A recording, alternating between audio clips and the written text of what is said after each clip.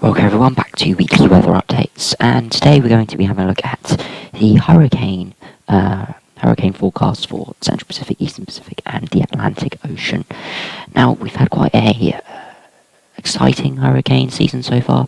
Nothing too substantial, however. We have had a significant number of storms, with the latest being Hannah, which is disintegrated now, but was going into Texas and northern Mexico. It was quite a significant storm. It had rapid development, but only in the end, I think, reached hurricane level 1. So it wasn't a major hurricane. It only got category 1 in the end. So it didn't really have too many strong winds, but it still had pretty significant impacts for some localized areas. We're still waiting for a big storm to develop, but we've had so many that it's pretty consistent. We will probably be seeing a significant storm in the near future. Remember, the best time for significant storms is end of August or August into September. So that's when we're looking at these big storms, and it could be on top of the COVID impact. Could be devastating for some areas. Especially in America, maybe Florida, for example, if they do get hit. But again, it's a long way out, and the chance of a major hurricane forming are still low, and then even lower if they hit you. Remember, they only hit a certain area. But we'll start in the Central Pacific, looking at what we've got right now. So we've got Tropical Storm Douglas. It was a hurricane, and it's moved up, and it's sort of skimmed past Hawaii, not bringing too many significant impacts. Tropical storm winds were there for a time, but all the hurricane force winds stayed offshore. Pretty significant rainfall and storm surge, but again, nothing that would create too many significant damage. But it's now sort of disintegrating into the tropical storm, moving at 18 miles per hour, and it's got 50-mile-an-hour sustained winds. I suspect it will peter out soon.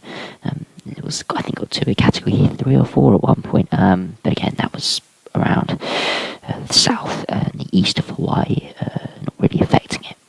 Well, look at the eastern Pacific, and you see there's one disturbance. There's a very low chance of forming, so it's generally just an area of low pressure with some significant thunderstorms and a little bit of possible tropical development. Again, this is sort of an area we see over the years where, something could just spin up very quickly and affect California and western Mexico. Bring significant rainfall. You don't normally see too many very strong hurricanes here, but you can see maybe a low category 1 or 2. But again, this one has a very low chance of forming. Just going to bring maybe some heavy rain and some slight winds for areas. If we now have a look at the Atlantic, there's a very interesting tropical wave coming off from Africa, which is developing right now to the north of South America, so sort of approaching the Caribbean. As you can see here, 80% chance of cyclone formation, and then 90% chance in 5 days. So very significant chance of tropical storm developing. And if you read the paragraph, it says there's not a well-defined centre, but it does look, according to NOAA's buoy information and stats, that it is already producing tropical storm force winds. So expect that to definitely turn to a tropical storm and probably a hurricane. Just we have to see how strong it gets. It's going to move it into the southern part of the Caribbean, and we'll have to see a track. Again, we'll get a lot more info on it as soon as it becomes a tropical storm, which will probably be very, very soon. It's got a lot of heavy rain within it. It's quite a large area of low pressure, so we could be seeing some very significant rainfall and winds in this general area coming into the Caribbean. So we'll have to keep an eye on that. I'd say a potentially very significant depression forming there.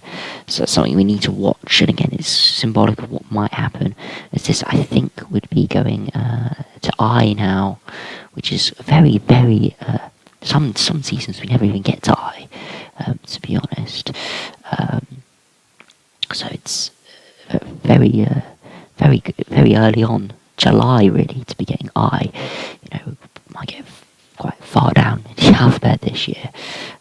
But anyway, that's an update on what's happening in the hurricanes. and the tropical storms, it does look like that will develop, and we'll probably have a look at that the next day or two. Tomorrow I'm probably going to have a look at the heat wave that's going to be impacting closer to home. On Friday it looks like it's going to be able to get to the low 30s and chance maybe 33, 34 degrees. A very snap heat wave where the upper air temperatures are increasing by about 15 degrees within about 12 hours.